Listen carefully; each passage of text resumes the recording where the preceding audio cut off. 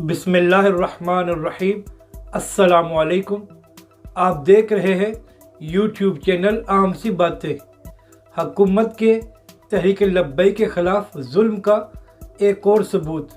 रुकन शुरा को तबीयत की नासाजी के बावजूद हथकड़ियाँ लगाकर पेश किया गया।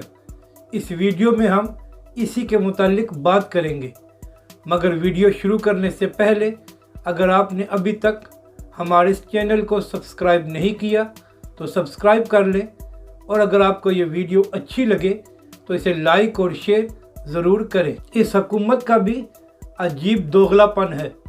जिन लोगों ने पाकिस्तान को लूटा और इसको इस हद तक पहुंचाया, उनको जेलों में 5 स्टार सहूलतें दी जाती हैं और उनके आराम का भी ख्याल रखा जाता है, जबकि दूसरी तरफ वो लोग जो हुजूर सल्लल्लाहु अलैहि वआलैहि वसल्लम की नामूस और ख़त्म नबूवत का नाम लेते हैं, उन पर जुल्म और सितम किया जाता है और उनको जेलों में बुनियादी सहूलतें भी नहीं दी जाती।